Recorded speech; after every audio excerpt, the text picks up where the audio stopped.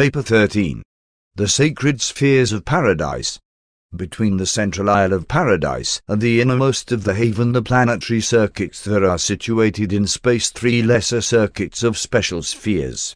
The innermost circuit consists of the 7 secret spheres of the Universal Father.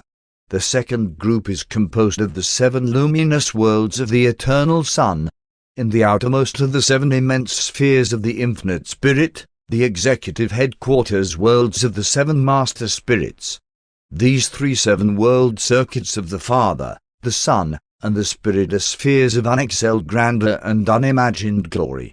Even their material or physical construction is of an order unrevealed to you. Each circuit is diverse in material, and each world of each circuit is different excepting the 7 worlds of the Sun, which are alike in physical constitution. All 21 are enormous spheres, and each group of 7 is differently eternalized. As far as we know, they have always been. Like Paradise, they are eternal. There exists neither record nor tradition of their origin. The 7 secret spheres of the Universal Father, circulating about Paradise in close proximity to the Eternal Isle, are highly reflective of the spiritual luminosity of the central shining of the eternal deities, shedding this light of divine glory throughout Paradise and even upon the 7 circuits of Havona. On the 7 sacred worlds of the Eternal Sun there appear to take origin the impersonal energies of spirit luminosity. No personal being may sojourn on any of these 7 shining realms. With spiritual glory they illuminate all Paradise and Havona, and they directionize pure spirit luminosity to the 7 superuniverses. These brilliant spheres of the second circuit likewise emit their light without heat, to Paradise and to the billion worlds of the 7-circuited central universe. The 7 worlds of the Infinite Spirit are occupied by the 7 Master Spirits, who preside over the destinies of the 7 superuniverses, sending forth the spiritual illumination of the third person of deity to these creations of time and space. And all Havona, but not the Isle of Paradise, is bathed in these spiritualizing influences. Although the worlds of the Father are ultimate status spheres for all Father-endowed personalities, this is not their exclusive function. Many beings and entities other than personal sojourn on these worlds. Each world in the circuit of the Father and the circuit of the Spirit has a distinct type of permanent citizenship, but we think the Sun's worlds are inhabited by uniform types of other than personal beings. Father fragments are among the natives of Divinington. The other orders of permanent citizenship are unrevealed to you. The 21 Paradise satellites serve many purposes in both central and superuniverses not disclosed in these narratives. You are able to understand so little of the life of these spheres that you cannot hope to gain anything like a consistent view of them, either as to nature or function. Thousands of activities are there going on which are unrevealed to you. These 21 spheres embrace the potentials of the function of the Master Universe. These papers afford only a fleeting glimpse of certain circumscribed activities pertaining to the present universe age of the Grand Universe, rather, one of the 7 sectors of the Grand Universe. 1. The 7 sacred worlds of the Father. The Father circuit of sacred life spheres contains the only inherent personality secrets in the universe of universes. These satellites of Paradise, the innermost of the 3 circuits, are the only forbidden domains concerned with personality in the central universe. Neither Paradise and the worlds of the Sun are likewise closed to personalities, but neither of those realms is in any way directly concerned with personality. The Paradise worlds of the Father are directed by the highest order of the stationary sons of the Trinity, the Trinitized secrets of supremacy. Of these worlds one can tell little. Of their manifold activities one may tell less. Such information concerns only those beings who function thereon and go forth therefrom. And though one am somewhat familiar with 6 of these special worlds, never have one landed on Divinington. That world is wholly forbidden to me. One of the reasons for the secrecy of these worlds is because each of these sacred spheres enjoys a specialized representation, or manifestation, of the deities composing the Paradise Trinity. Not a personality, but a unique presence of divinity which could only be appreciated and comprehended by those particular groups of intelligences resident on, or admissible to, that particular sphere. The trinitized secrets of supremacy are the personal agents of these specialized and impersonal presences of divinity. And the secrets of supremacy are highly personal beings, superbly endowed and marvelously adapted to their exalted and exacting work. 1. Divinington. This world is, in a unique sense, the bosom of the Father, the personal communion sphere of the Universal Father, and thereon is a special manifestation of his divinity. Divinington is the paradise rendezvous of the thought adjusters, but it is also the home of numerous other entities, personalities, and other beings taking origin in the Universal Father. Many personalities besides the Eternal Son are of direct origin by the solitary acts of the Universal Father. Only the Father fragments and those personalities and other beings of direct and exclusive origin in the Universal Father fraternize and function on this abode. The secrets of Divinington include the secret of the bestowal and mission of thought adjusters. Their nature, origin, and the technique of their contact with the lowly creatures of the evolutionary worlds is a secret of this paradise sphere. These amazing transactions do not personally concern the rest of us, and therefore do the deities deem it proper to withhold certain features of this great and divine ministry from our full understanding. Insofar as we come in contact with this phase of divine activity, we are permitted full knowledge of these transactions, but concerning the intimate details of this great bestowal we are not fully informed. This sphere also holds the secrets of the nature, purpose, and activities of all other forms of Father fragments, of the gravity messengers, and of hosts of other beings unrevealed to you. It is highly probable that those truths pertaining to Divinington which are withheld from me, if revealed, would merely confuse and handicap me in my present work, and still again, perhaps they are beyond the conceptual capacity of my order of being. 2. Snarington. This sphere is the bosom of the Son, the personal receiving world of the Eternal Son. It is the paradise headquarters of the descending and ascending sons of God when, and after, they are fully accredited and finally approved. This world is the paradise home for all sons of the Eternal Son and of his coordinate and associate sons. There are numerous orders of divine sonship attached to this supernal abode which have not been revealed to mortals, since they are not concerned with the plans of the ascension scheme of human spiritual progression through the universes and onto paradise. The secrets of Snarington include the secret of the incarnation of the divine sons. When a son of God becomes a son of man, is literally born of woman, as occurred on your world 1900 years ago, it is a universal mystery. It is occurring right along throughout the universes, and it is a Snarington secret of divine sonship. The adjusters are a mystery of God the Father. The incarnation of the divine sons is a mystery of God the Son. It is a secret locked up in the 7th sector of Snarington, a realm penetrated by none save those who have personally passed through this unique experience. Only those phases of incarnation having to do with your ascension career have been brought to your notice. There are many other phases of the mystery of the incarnation of the paradise sons of unrevealed types on missions of universe service which are undisclosed to you. And there are still other Snarington mysteries. 3. Spiritington. This world is the bosom of the Spirit, the paradise home of the high beings that exclusively represent the infinite Spirit. Here foregather the 7 master spirits and certain of their offspring from all universes. At this celestial abode may also be found numerous unrevealed orders of spirit personalities, beings assigned to the manifold activities of the universe not associated with the plans of upstepping the mortal creatures of time to the paradise levels of eternity. The secrets of Spiritington involve the impenetrable mysteries of reflectivity. We tell you of the vast and universal phenomenon of reflectivity, more particularly as it is operative on the headquarters worlds of the 7 superuniverses, but we never fully explain this phenomenon, for we do not fully understand it. Much, very much, we do comprehend, but many basic details are still mysterious to us. Reflectivity is a secret of God the Spirit. You have been instructed concerning reflectivity functions in relation to the ascension scheme of mortal survival, and it does so operate, but reflectivity is also an indispensable feature of the normal working of numerous other phases of universe occupation.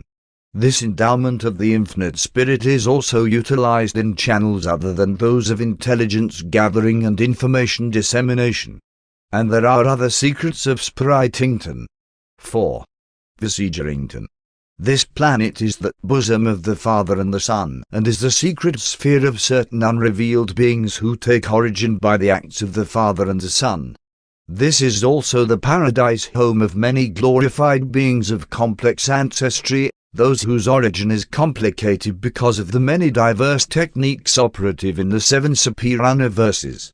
Many groups of beings foregather on this world whose identity has not been revealed to URANTIA mortals.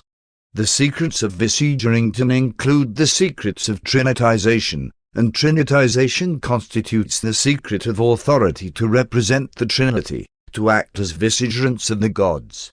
Authority to represent the Trinity attaches only to those beings, revealed and unrevealed, who are trinitized, created, eventuated, or eternalized by any 2 or all 3 of the Paradise Trinity. Personalities brought into being by the trinitizing acts of certain types of glorified creatures represent no more than the conceptual potential mobilized in that trinitization, albeit such creatures may ascend the path of deity embrace open to all of their kind. Non-trinitized beings do not fully understand the technique of trinitization by either 2 or 3 creators or by certain creatures. You will never fully understand such a phenomenon unless, in the far distant future of your glorified career, you should essay and succeed in such an adventure, because otherwise these secrets of Visegerington will always be forbidden you. But to me, a high Trinity origin being, all sectors of Visegerington are open. One fully understand, and just as fully and sacredly protect, the secret of my origin and destiny. There are still other forms and phases of trinitization which have not been brought to the notice of the URANTIA peoples, and these experiences, in their personal aspects, are duly protected in the secret sector of Visegerington. 5. Solitarington. This world is the bosom of the Father and the Spirit, and is the rendezvous of a magnificent host of unrevealed beings of origin in the conjoined acts of the Universal Father and the Infinite Spirit, beings who partake of the traits of the Father in addition to their spirit inheritance. This is also the home of the solitary messengers and of other personalities of the supraangelic orders. You know of very few of these beings. There are vast numbers of orders unrevealed on URANTIA. Because they are domiciled on the 5th world, it does not necessarily follow that the Father had aught to do with the creation of solitary messengers or their superangelic associates, but in this universe age he does have to do with their function. During the present universe age this is also the status sphere of the universe power directors. There are numerous additional orders of spirit personalities, beings unknown to mortal man, who look upon Solitarington as their paradise home sphere. It should be remembered that all divisions and levels of universe activities are just as fully provided with spirit ministers as is the realm concerned with helping mortal man ascend to his divine paradise destiny. The secrets of Solitarington. Besides certain secrets of trinitization, this world holds the secrets of the personal relation of the infinite spirit with certain of the higher offspring of the third source and center. On Solitarington are held the mysteries of the intimate association of numerous unrevealed orders with the spirits of the Father, of the Son, and of the Spirit, with the threefold spirit of the Trinity, and with the spirits of the Supreme, the Ultimate, and the Supreme Ultimate. 6. Seraphington. This sphere is the bosom of the Son and the Spirit, and is the home world of the vast hosts of unrevealed beings created by the Son and the Spirit. This is also the destiny sphere of all ministering orders of the angelic hosts, including Supernaphim, Seconaphim, and Seraphim. There also serve in the central and outlying universes many orders of superb spirits who are not ministering spirits to those who shall be heirs of salvation. All these spirit workers in all levels and realms of universe activities look upon Seraphington as their paradise home. The secrets of Seraphington involve a threefold mystery, only one of which one may mention, the mystery of seraphic transport. The ability of various orders of seraphim and allied spirit beings to envelop within their spirit forms all orders of non-material personalities and to carry them away on lengthy interplanetary journeys, is a secret locked up in the sacred sectors of Seraphington. The transport seraphim comprehend this mystery, but they do not communicate it to the rest of us, or perhaps they cannot. The other mysteries of Seraphington pertain to the personal experiences of types of spirit servers as yet not revealed to mortals. And we refrain from discussing the secrets of such closely related beings, because you can almost comprehend such near orders of existence, and it would be akin to betrayal of trust to present even our partial knowledge of such phenomena. 7. Ascendington. This unique world is the bosom of the Father, Son, and Spirit, the rendezvous of the ascendant creatures of space, the receiving sphere of the pilgrims of time who are passing through the Havona universe on their way to paradise. Ascendington is the actual paradise home of the ascendant souls of time and space until they attain paradise status. You mortals will spend most of your Havona vacations on Ascendington. During your Havona life, Ascendington will be to you what the reversion directors were during the local and superuniverse ascension. Here you will engage in thousands of activities which are beyond the grasp of mortal imagination. And as on every previous advance in the Godward ascent, your human self will here enter into new relationships with your divine self.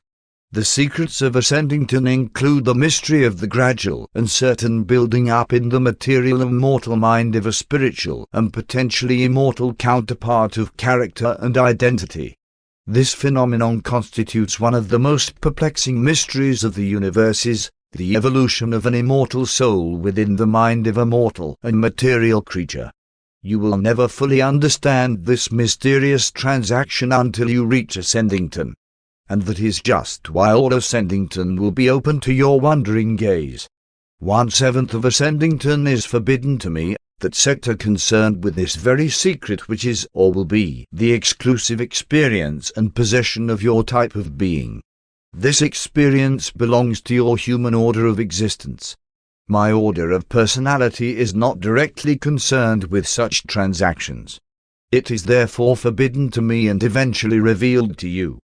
But even after it is revealed to you, for some reason it forever remains your secret.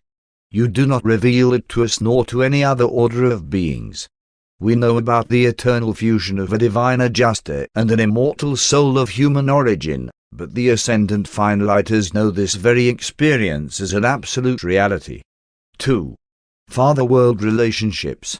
These home-worlds of the diverse orders of spiritual beings are tremendous and stupendous spheres, and they are equal to paradise in their matchless beauty and superb glory. They are rendezvous worlds, reunion spheres, serving as permanent cosmic addresses.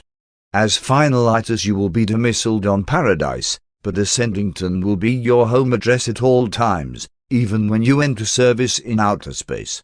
Through all eternity you will regard Ascendington as your home of sentimental memories and reminiscent recollections. When you become 7th stage spirit beings, possibly you will give up your residential status on paradise.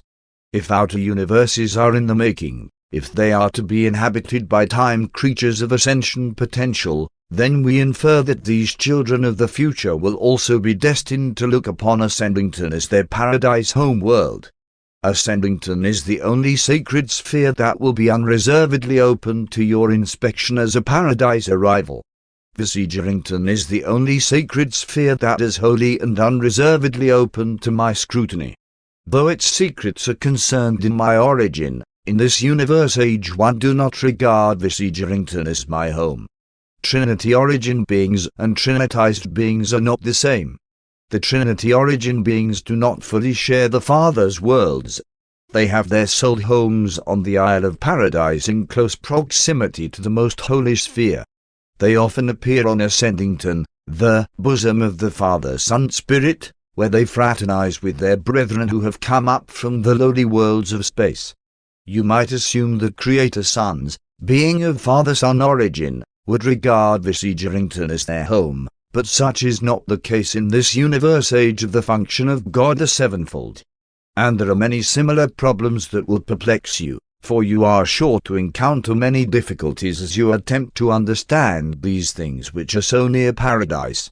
Nor can you successfully reason out these questions. You know so little. And if you knew more about the Father's worlds, you would simply encounter more difficulties until you knew all about them. Status on any of these secret worlds is acquired by service as well as by nature of origin, and the successive universe ages may and do redistribute certain of these personality groupings. The worlds of the inner circuit are really fraternal or status worlds more than actual residential spheres. Mortals will attain some status on each of the Father's worlds save one. For example, when you mortals attain Havona, you are granted clearance for Ascendington, where you are most welcome, but you are not permitted to visit the other 6 sacred worlds. Subsequent to your passage through the Paradise regime, and after your admission to the court of the finality, you are granted clearance for Sonnarington, since you are sons of God as well as Ascenders, and you are even more. But there will always remain 1/7 of Sonnarington, the sector of the incarnation secrets of the Divine Sons, which will not be open to your scrutiny. Never will those secrets be revealed to the Ascendant Sons of God. Eventually you will have full access to Ascendington and relative access to the other spheres of the Father except Divinington. But even when you are granted permission to land on 5 additional secret spheres, after you have become a finaliter, you will not be allowed to visit all sectors of such worlds. Nor will you be permitted to land on the shores of Divinington, the bosom of the Father, though you shall surely stand repeatedly at the right hand of the Father. Never throughout all eternity will there arise any necessity for your presence on the world of the thought adjusters. These rendezvous worlds of spirit life are forbidden ground to the extent that we are asked not to negotiate entrance to those phases of these spheres which are wholly outside our realms of experience. You may become creature perfect even as the Universal Father is deity perfect, but you may not know all the experiential secrets of all other orders of universe personalities. When the Creator has an experiential personality secret with his creature, the Creator preserves that secret in eternal confidence. All these secrets are supposedly known to the collective body of the Trinitized secrets of supremacy. These beings are fully known only by their special world groups. They are little comprehended by other orders. After you attain paradise, you will know and ardently love the 10 secrets of supremacy who direct Ascendington. Accepting Divinington, you will also achieve a partial understanding of the secrets of supremacy on the other worlds of the Father, though not so perfectly as on Ascendington. The Trinitized secrets of supremacy, as their name might suggest, are related to the Supreme. They are likewise related to the Ultimate and to the future Supreme Ultimate. These secrets of supremacy are the secrets of the Supreme and also the secrets of the Ultimate, even the secrets of the Supreme Ultimate. 3. The sacred worlds of the Eternal Son. The 7 luminous spheres of the Eternal Son are the worlds of the 7 phases of pure spirit existence. These shining orbs are the source of the threefold light of Paradise and Havona, their influence being largely, but not wholly, confined to the central universe. Personality is not present on these Paradise satellites. Therefore is there little concerning these pure spirit abodes which can be presented to the mortal and material personality. We are taught that these worlds teem with the otherwise than personal life of the beings of the Eternal Son. We infer that these entities are being assembled for ministry in the projected new universes of outer space. The Paradise philosophers maintain that each Paradise cycle, about 2 billion years of URANTIA time, witnesses the creation of additional reserves of these orders on the secret worlds of the Eternal Son. As far as one am informed, no personality has ever been on any one of these spheres of the eternal sun. One have never been assigned to visit one of these worlds in all my long experience in and out of paradise. Even the personalities co-created by the eternal sun do not go to these worlds. We infer that all types of impersonal spirits, regardless of parentage, are admitted to these spirit homes. As one am a person and have a spirit form, no doubt such a world would seem empty and deserted even if one were permitted to pay to visit. High spirit personalities are not given to the gratification of purposeless curiosity, purely useless adventure. There is at all times altogether too much intriguing and purposeful adventure to permit the development of any great interest in those projects which are either futile or unreal. 4. The worlds of the infinite spirit. Between the inner circuit of Havona and the shining spheres of the eternal sun there circle the 7 orbs of the infinite spirit, worlds inhabited by the offspring of the infinite spirit, by the trinitized sons of glorified creating personalities, and by other types of unrevealed beings concerned with the effective administration of the many enterprises of the various realms of universe activities. The 7 master spirits are the supreme and ultimate representatives of the infinite spirit. They maintain their personal stations, their power focuses, on the periphery of paradise, but all operations concerned with their management and direction of the grand universe are conducted on and from these 7 special executive spheres of the infinite spirit. The 7 master spirits are, in reality, the mind-spirit balance wheel of the universe of universes, an all-embracing, all-encompassing, and all-coordinating power of central location. From these 7 special spheres the master spirits operate to equalize and stabilize the cosmic mind circuits of the grand universe.